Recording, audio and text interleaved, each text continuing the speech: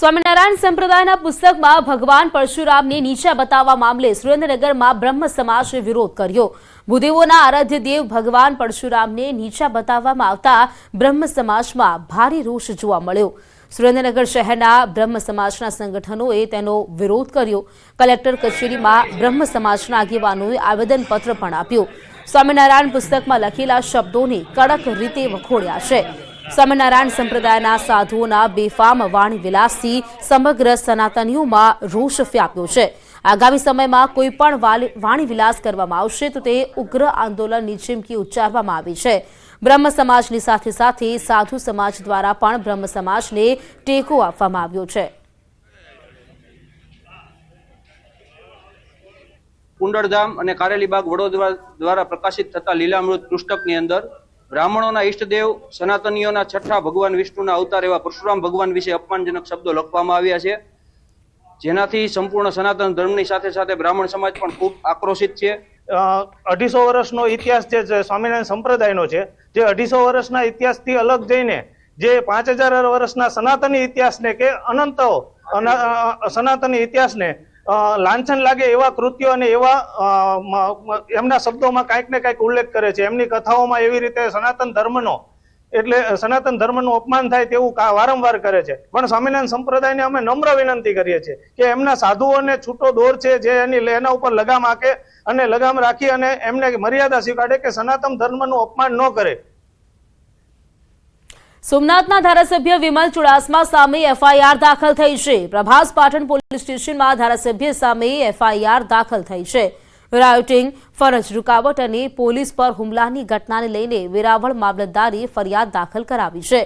દબાણ હટાવવાની કામગીરી અટકાવવાનો પ્રયાસ કરવામાં આવ્યો હતો। ઘટના સમયે બંદોબસ્તમાં હાજર પોલીસ કર્મીને ઈજા પહોંચી હતી। પ્રભાસ પાટણ પોલીસ સ્ટેશનના એસઆઈ હિરેન ઝાલાને ઈજા થઈ હતી। અન્ય એક પોલીસ કર્મીને મૂઢ માર વાગતા હોસ્પિટલ ખસેડવામાં આવ્યો હતો। સમગ્ર મામલે વિમલ ચુડાસમા સહિત 15થી વધુની અટકાયત કરવામાં આવી હતી। આ સમગ્ર મામલે 40થી વધુના ટોળા સામે ફરિયાદ પણ દાખલ થઈ છે।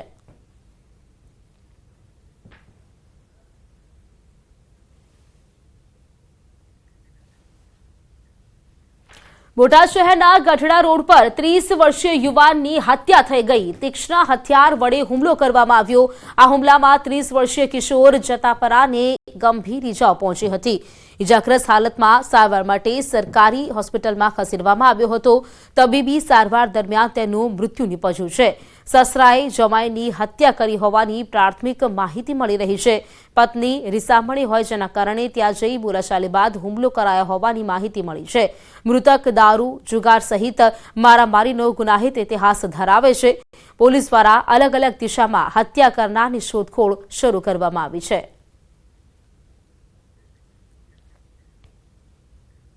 અમદાવાદ શહેર ક્રાઇમ બ્રાન્ચ દ્વારા શાહપુરમાં ડ્રોન પેટ્રોલિંગ કરવામાં આવ્યું। રામનવમીને લઈને પોલીસ દ્વારા ડ્રોન પેટ્રોલિંગ કરવામાં આવ્યું છે।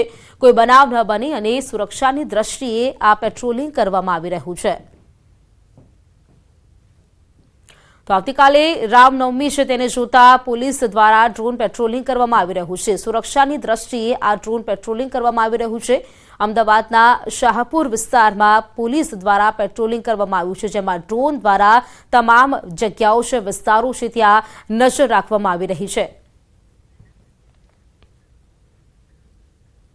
पुलिस हमेशा लेट आती है। आ डायलॉग ने हवे गुजरात पुलिस खोटो साबित करशे।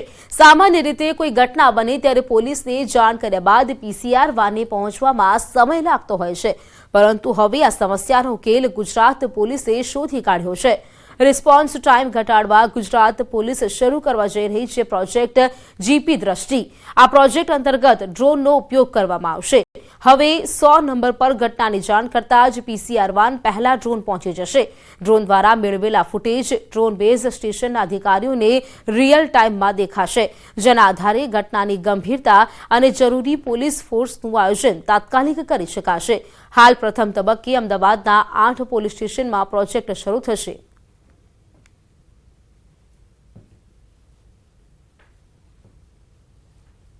व्यक्ति 100 नंबर पर क्यारे पण फोन करे कोईपण घटनाने इन्फॉर्म करवा माटे, એટલે 100 नंबर આજે જે પીસીઆર વેનને ઇન્ફોર્મ કરે છે એ જ રીતે એ ડ્રોન બેઝ સ્ટેશનને પણ ઇન્ફોર્મ કરશે આ ઘટના બાબતમાં. એટલે પીસીઆર વેન પણ રવાના થાય અને ડ્રોન પણ રવાના થાય. આપણે છેલ્લા 10 દિવસથી અમદાવાદ શહેર અને સુરત શહેરના અમુક વિસ્તારોમાં આ ડ્રોન કઈ રીતે ત્યાં ઘટના સ્થળે પહોંચે છે એ અંગેની પાયલટ પ્રોજેક્ટ પણ કરવામાં આવી.